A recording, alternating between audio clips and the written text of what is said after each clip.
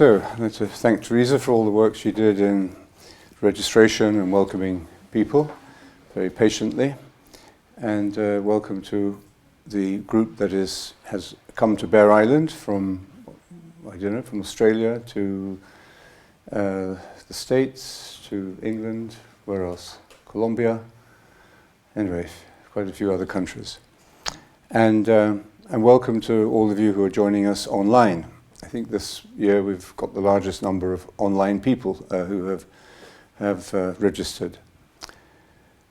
Bere Island today, this is 5:30 in the evening, is at its most perfect. It's absolutely beautiful weather, it's very mild.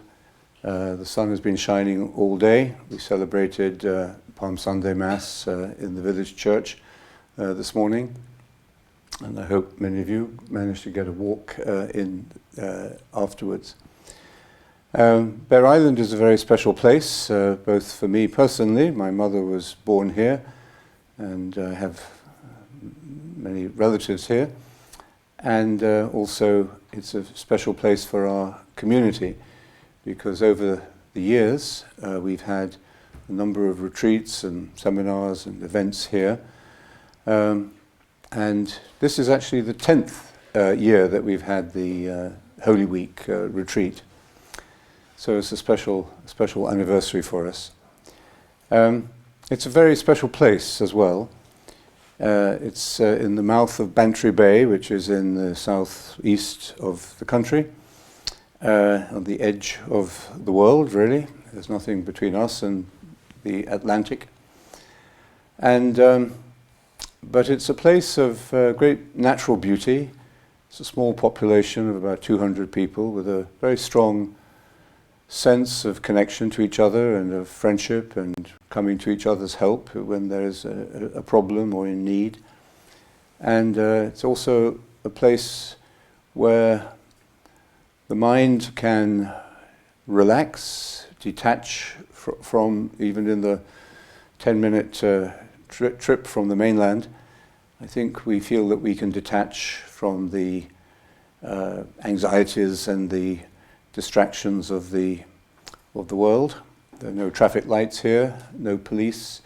We're expected to act responsibly on our own. And generally, it's a place where we can feel both connected to people, to the world, but also to feel this great quality of natural solitude, which is a great asset to our inner journey as well. So whether you're here in person or whether you are joining us online, I hope you can feel the special sense of welcome, hospitality that the land itself here gives us.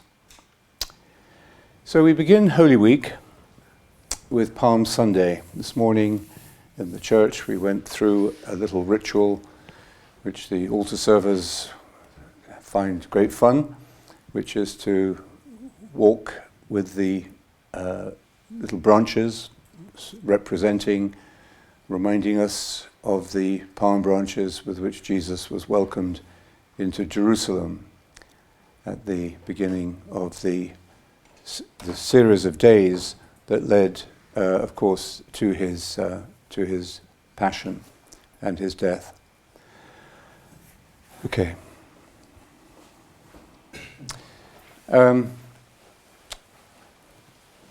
So I thought we could begin today by reflecting upon the stages of that journey.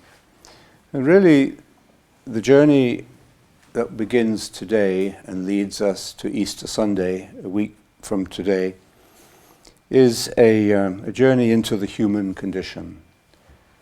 It's a story, as the Gospels tell us, from different angles. This year we are taking the Passion account of St. Mark, but from different angles, as if the cameras were set up in different places watching the same events.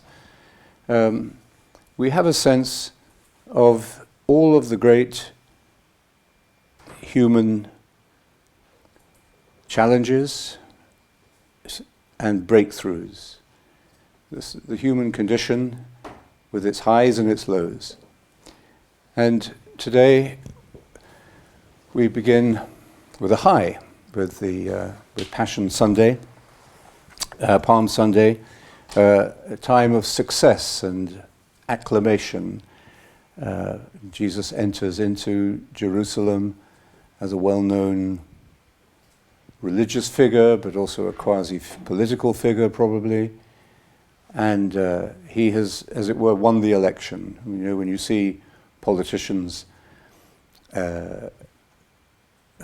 celebrating on the election night, so it's that kind of event, that kind of mood, or actors getting the Oscars, you know, and they're called up from their tables and told that they've won an Oscar.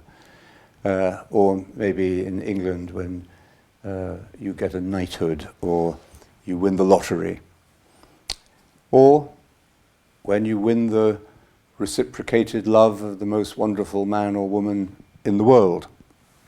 So this today represents, in a sense, those times in our lives, those times in the human journey where we get what we want. And where we find that everything is going well. It couldn't be better. How are you doing? Couldn't be better. Usually people say, not too bad, or surviving. But in this stage of the human journey, we experience a flourishing. The goals are achieved, and there's no real opposition that we're facing. And this is, in simple terms, what the ego desires most. We like to have this feeling of success, of achievement, of recognition, because then we can feel noble, we can feel generous, when it seems as if we've got everything we want. Then it's easy to be generous and large-hearted and open-hearted to people. But that isn't the whole of the human condition.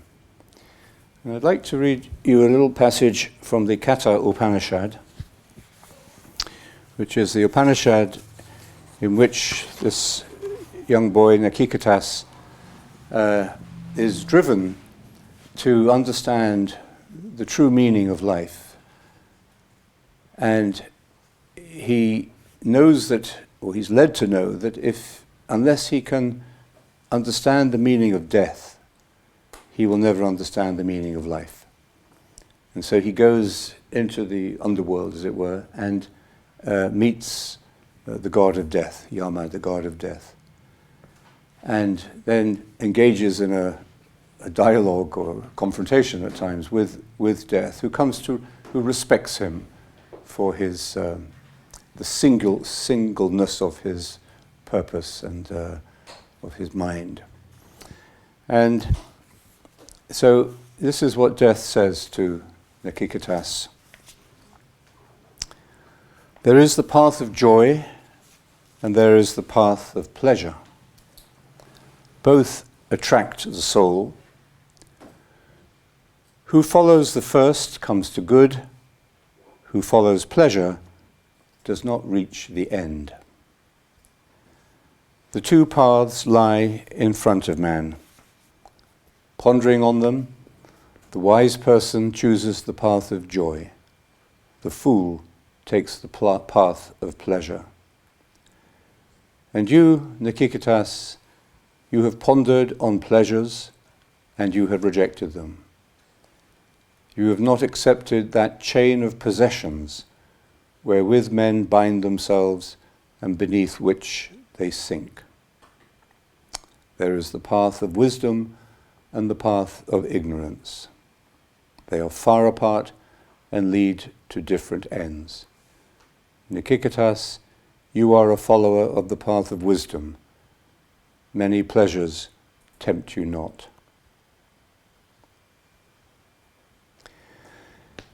And he recognizes, this is death speaking to Nachiketas, becomes his student, but is also advanced student, we see that death recognizes Nachiketas as one of those rare individuals who has seen the choice, the most fundamental choice there is in life, the choice between pursuing pleasure, the ego satisfactions, or pursuing joy, which we find only at the source of being. And when we meet someone in whom we find that clarity and that decisiveness, then we know we have found a true teacher. And this, I think, is how we are led to see Jesus in the Gospels, and to see it with a very powerful clarity highlighted in these last few days of his life, as he passes through the human condition in a very intense way. Through his arrest, his trial, and his death, he sort of condenses his teaching. We see him living the teaching. There are days when we read and study and think about and give talks about or listen to talks about the teaching of the spiritual path.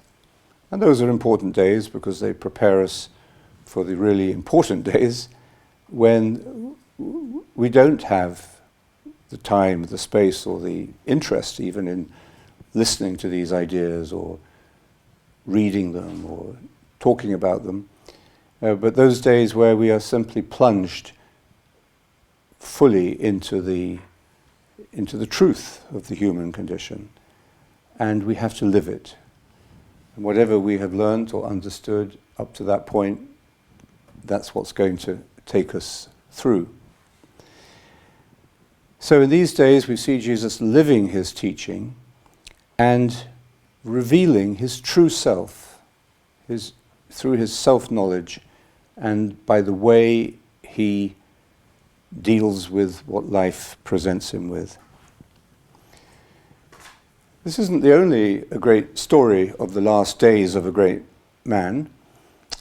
We see it also very similar, but also significantly different, in Plato's little book, The Four Discourses or Dialogues, that make up the last days of Socrates.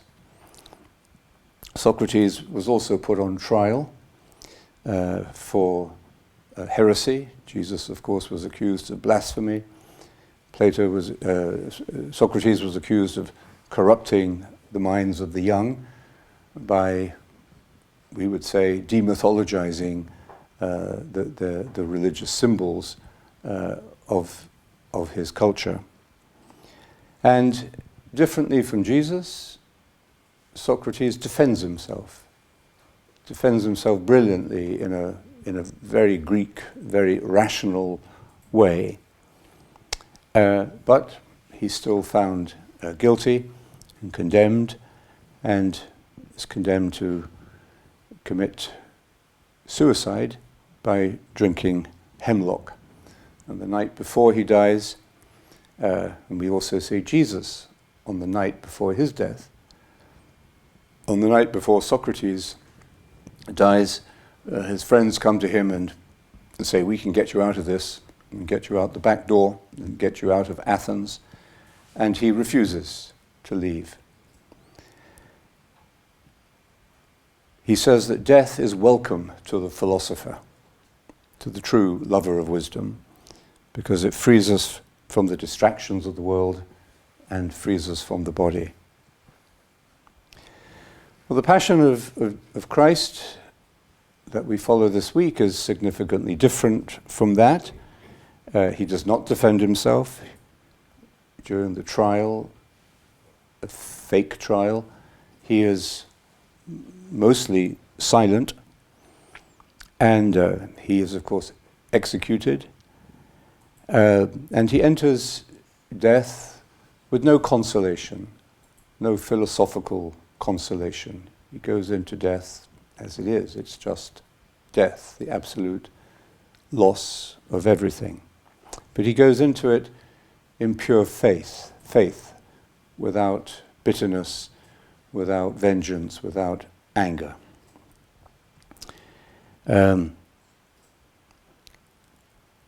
Even as he goes through his final experience of abandonment, "Why have you forsaken me?" we heard in the gospel today. We don't see him losing that faith, but carrying that faith with him through this ultimate loss that is death. But like Socrates, he is true to himself until the very end. And so we see the truth of his teaching in the way he lives and dies. So the Passion is a journey into the human condition. And it takes us through the black hole of death, which is the part of the human condition that we resist and fear most. So we accompany Jesus through these days of Holy Week, and we accompany him as we read in the narratives in the same way that his companions, his disciples, accompanied him through the different chapters and stages, the different days of that journey.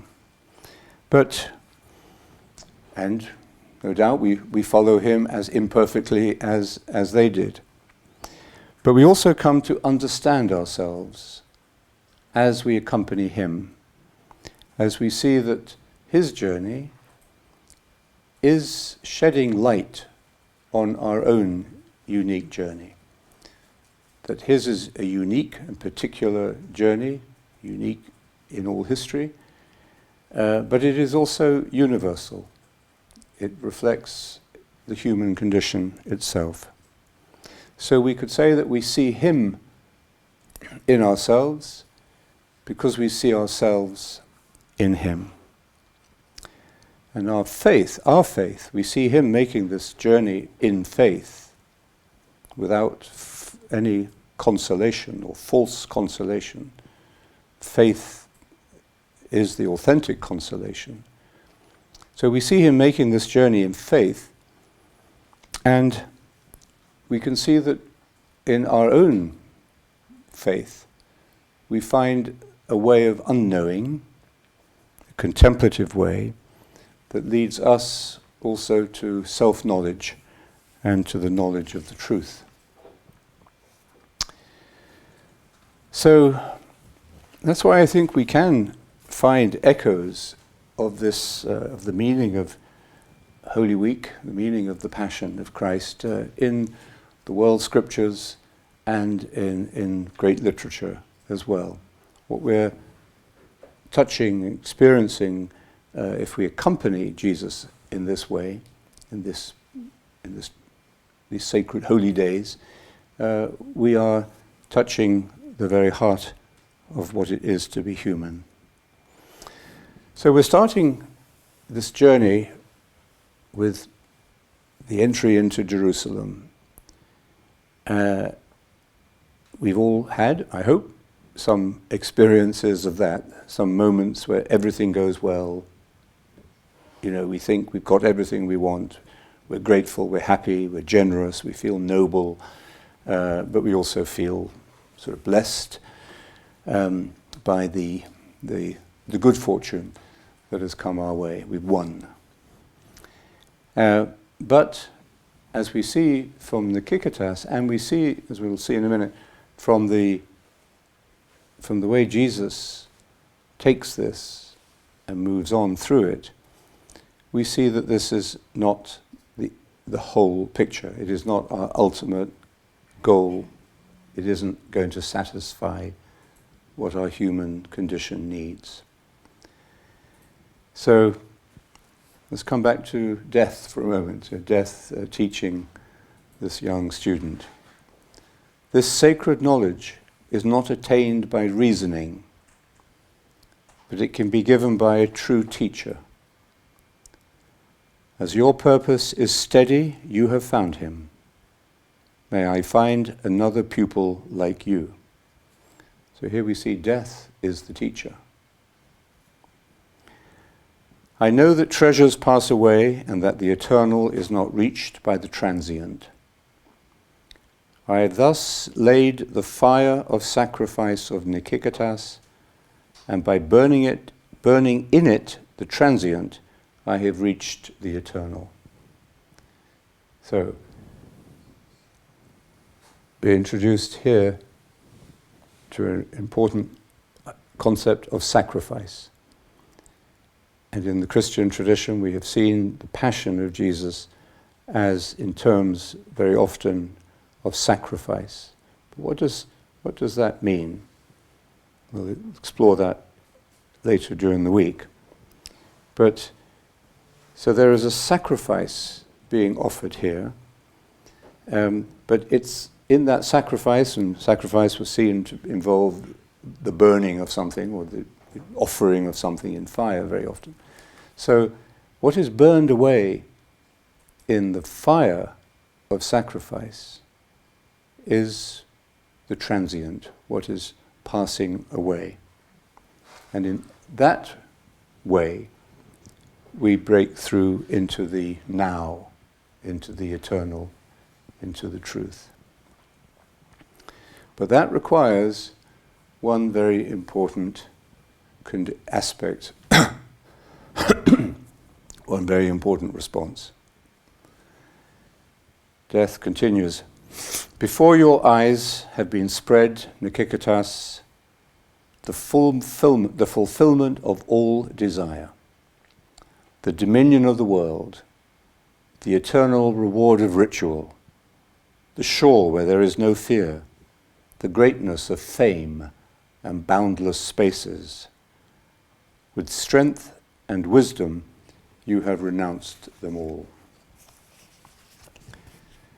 So that might remind us of of Lent, the beginning of Lent, where we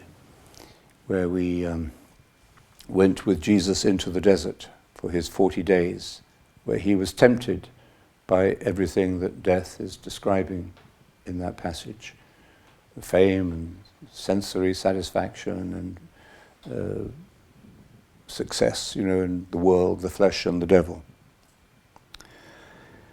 So,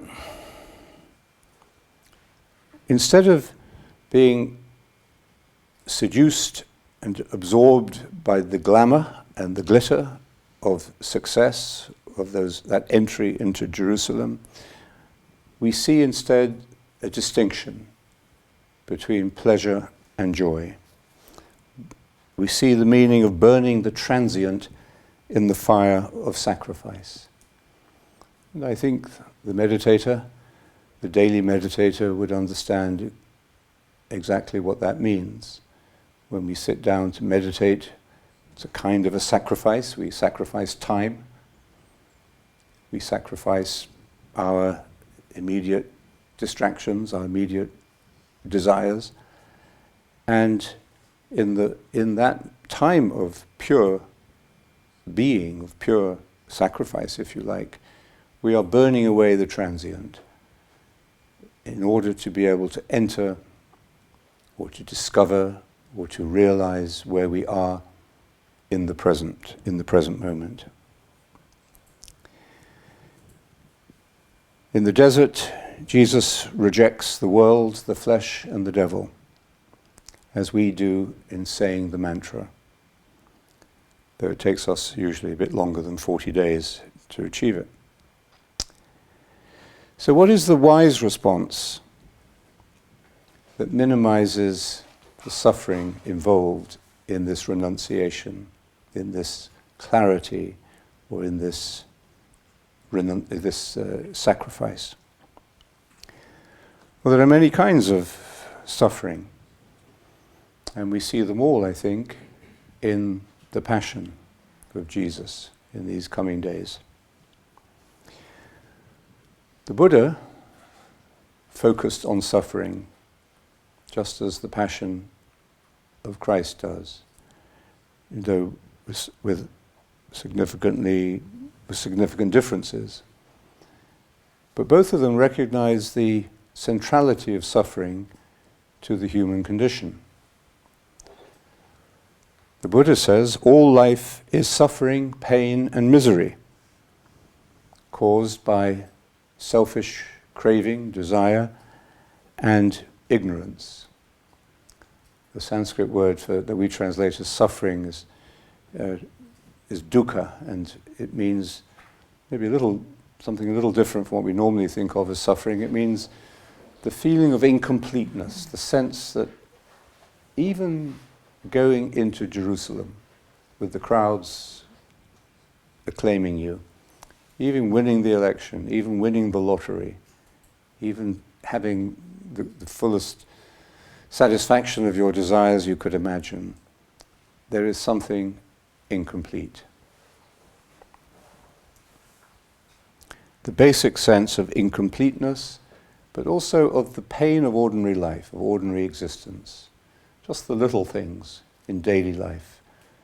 Missing the ferry over to Bere Island, going over to the shop and then forgetting the most important thing you were supposed to get for the kitchen, or the small things, not only the big tragedies, the great losses of life, but the small things as well. Now, some kinds of suffering we can avoid, and we should avoid what we can avoid. But others we cannot avoid, and so we should learn how to deal with them. First of all, we learn by not seeking those moments of the Jerusalem, of the entry into Jerusalem. In other words, so much of life in a materialistic society is obsessed with achieving the privileges and perks of success and power. We want to have the signs of success. That's the whole force behind brand recognition, brand identity, brand loyalty, and so on. Creating the brand image and then identifying yourself with that brand because it gives you that aura of satisfaction and success. You're carrying the most expensive handbag, or you're driving, the really smart, expensive car. So the first way in which we learn how to deal with the human condition as a whole is not to seek the perks or the privileges of that entry into Jerusalem, not even recognition. Psychologically today we commonly accept that we have the right to be recognized, the right to be affirmed, and that's true. We do have that right.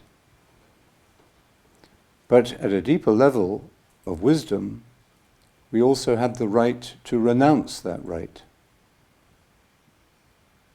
To really not demand that we get recognized and applauded for our success or for the good that we've done. To renounce that right, just as we have, maybe you could say, the right in law and in ordinary justice for an eye for an eye. To react with violence when we have suffered violence. To answer back, to retaliate. But we also have a higher or a deeper right to renounce that natural right. And we're free to do it or not to do it. The second way in which we deal with this challenge of success is not becoming attached to it when it happens, and to avoid the ego's natural inclination to get hooked on the endorphins of success. Because when that happens, a habit of desire is very easily formed. And before we know where we are, our whole life, our whole mindset is about repeating these moments of success, fulfillment, and so on. So the key word here really is detachment. And what is detachment? Detachment is stepping back. And stepping back is as important as stepping forward on this journey of 1,000 miles. Stepping back from attachment to the success, to the satisfaction that we have gained or we think we have earned, involves a renunciation, involves a letting go. We take this step every time we say the mantra. We either relearn this painfully at every step we take, or we come to the journey by covering our feet with the protection that detachment gives. In other words, we carry this detachment with us continually. And that's a better habit than the habit of becoming attached to the desire for success and fulfillment and so on. It's simply a question of a fundamental attitude or an attribute of our personality. This takes time to develop. It takes time to get out of one habit and into another habit. And our personality is the sign of this, of whether we are doing this or whether we had done it or not. What we call the personality is simply our way of being in the world. That's all. Either we are in the world with our true self, or we are in the world day by day with a false persona, seeking something that will satisfy and stroke us at all costs. So every Jerusalem moment in our lives means and requires a freeing from attachment. But also, as we'll see later, so does every moment of failure or defeat or disappointment.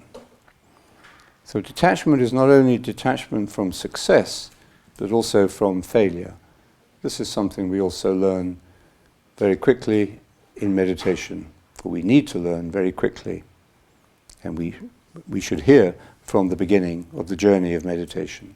We don't become attached to good meditations, and we don't get disappointed by bad meditations. So in that case, we don't need to think about good and bad meditations at all, in fact. And then we're free to take the next step without bringing attachment along with us. Attachment means we will bring desire and ignorance or illusion with us every step of our journey, every day of our life. So we will repeat the same pattern endlessly until the end. Same script, different scenes. Every day, like every meditation, is in fact a new beginning, a new creation, when we bring this quality of detachment with us every step. We are able then to begin to see the world and people with the eyes of Miranda in The Tempest. If you remember The Tempest, Shakespeare's farewell play,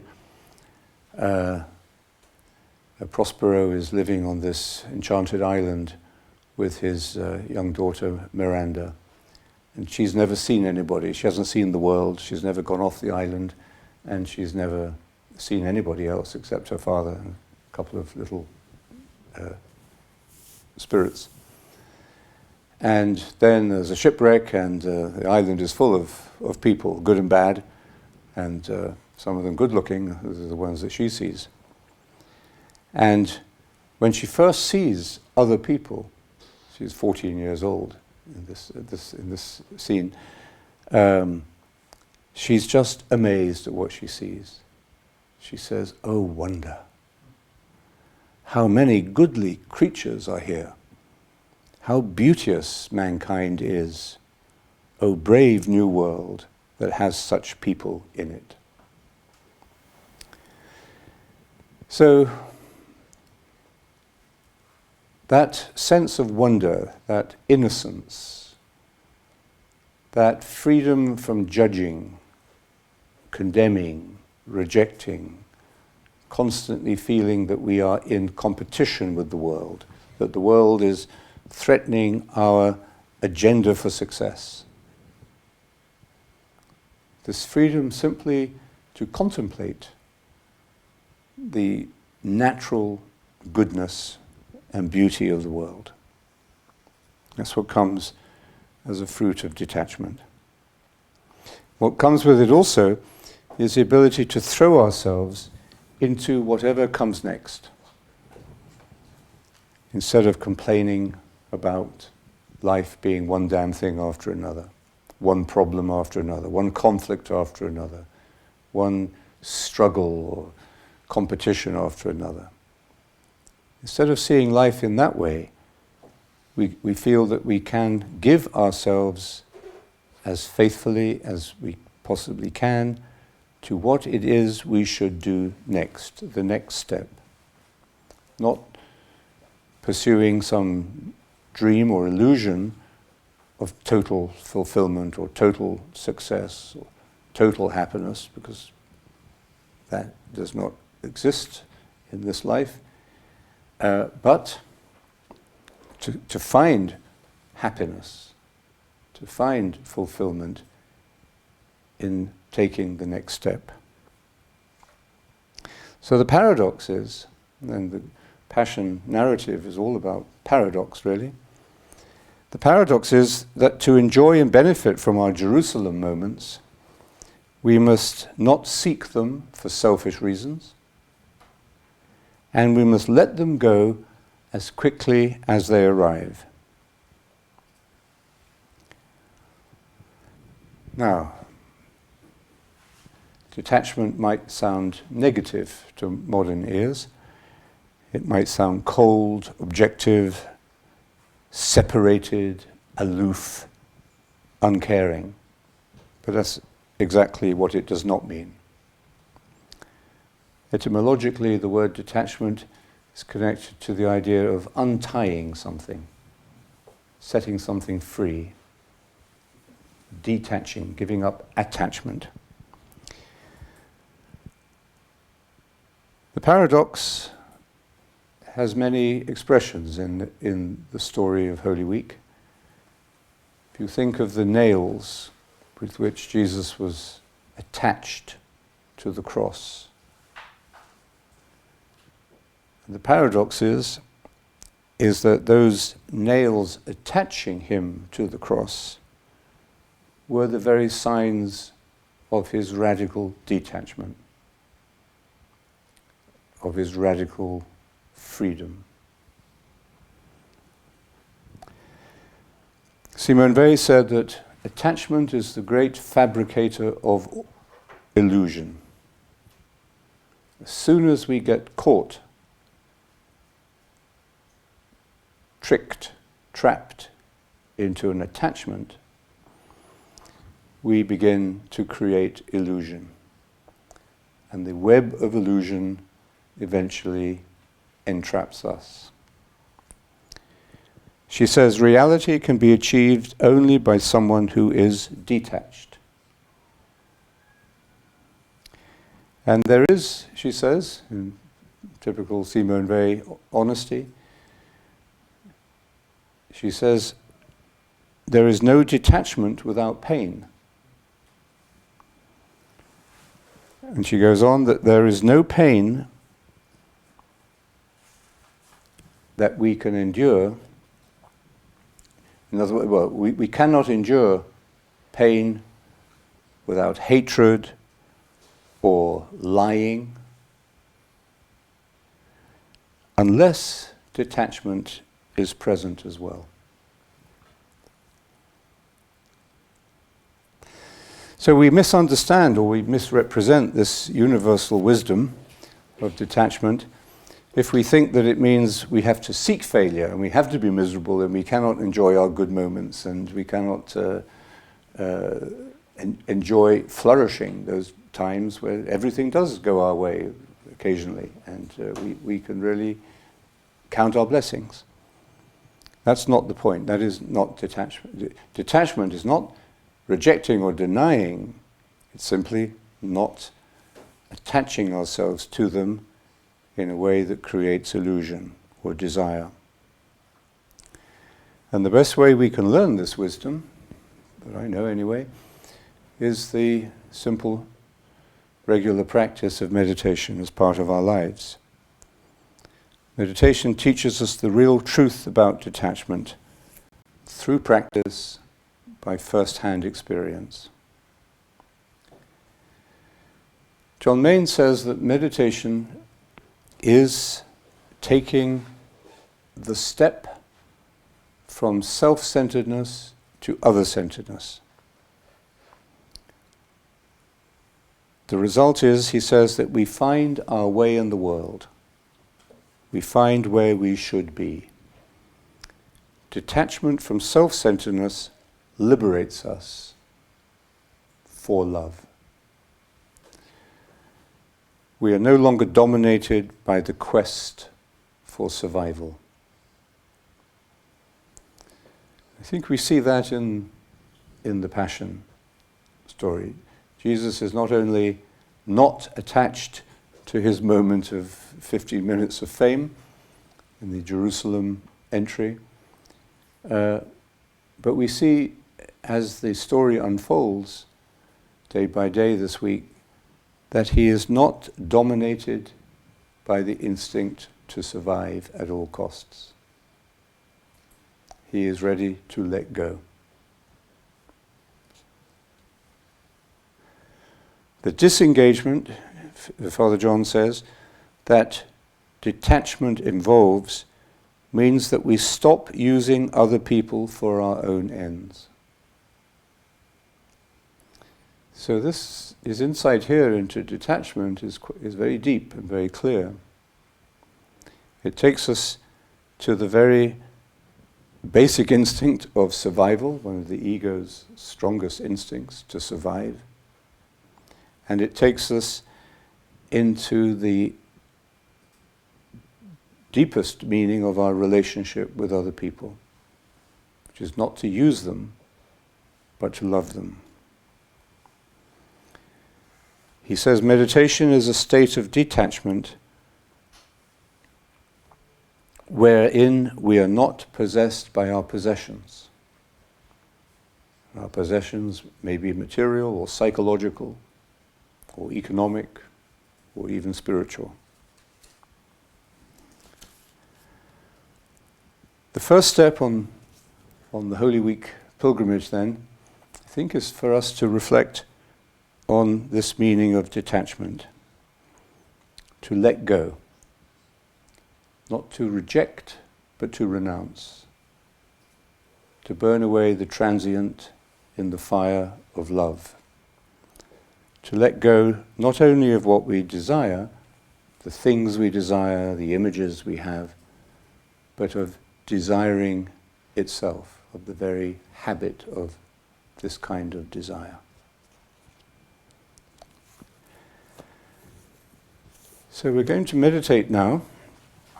If you'll just take a few moments to remind ourselves of the way of meditation. Let me just say a few words about how we meditate. We'll meditate for 20 minutes, and we will lead into and out of the meditation with some.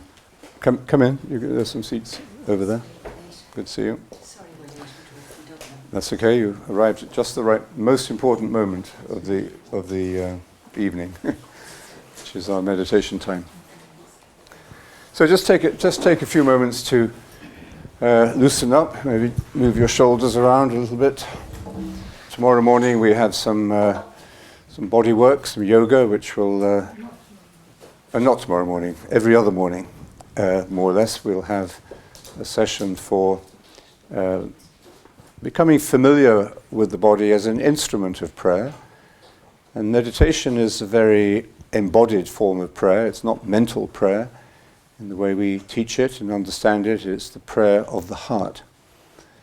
But the heart is not disembodied. The heart is actually the center of unity of the human person. Body consciousness and spiritual consciousness or mental consciousness come together and are integrated. So the way you sit is important. And the basic rule of posture is to sit with your back straight. Sit with your back straight. If you're sitting on a chair, keep your feet flat on the ground.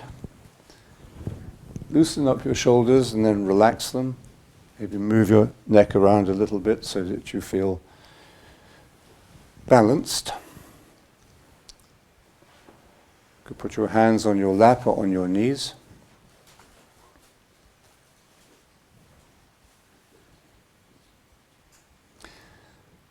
And just to prepare the mind and calm the body for the meditation, you could take a few moments just to be conscious of your breathing. Just feel that continuous flow of breath that accompanies us through life. Breathing in, the accepting of the gift of life, and the breathing out, the renunciation, the letting go.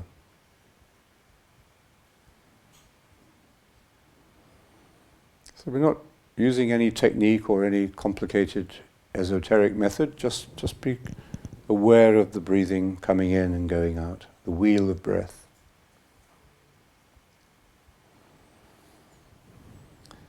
Now, the purpose of meditation is to lay aside our thoughts. It's to make an inner journey very naturally, without force, from the mind to the heart. And we make that journey step by step by laying aside every thought or feeling or image or desire that arises. We don't fight it, we don't reject it, we don't repress it, but we lay it aside, we let it go. And to help us to do that, we need some way of helping us to do that.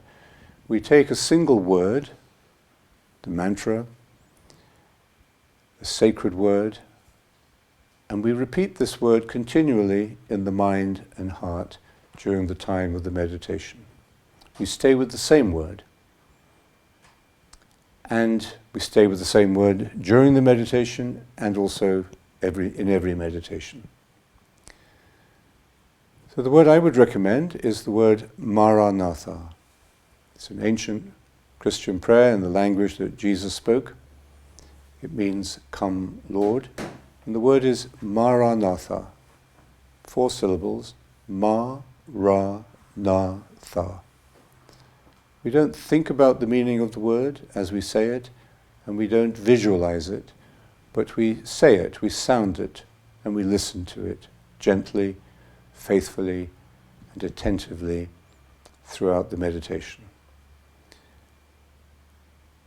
The detachment comes in because we will get distracted very quickly and we go off on some train of thought. Then drop the thought as soon as you realize and return to your word. That's the art of meditation, as simple, as childlike as that. So again, try and sit as still as you can. The stillness of body will help to come to the stillness of mind and heart. Relax your shoulders. Close your eyes lightly.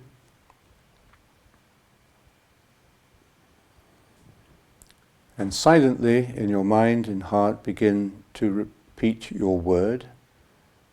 The word again I would recommend is the word Maranatha.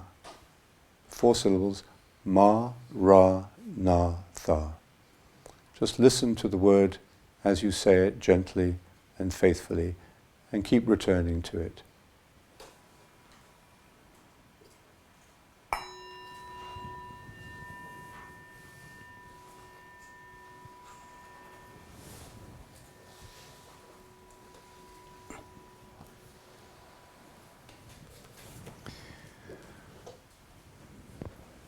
So we'll end with these words from the letter to the Romans,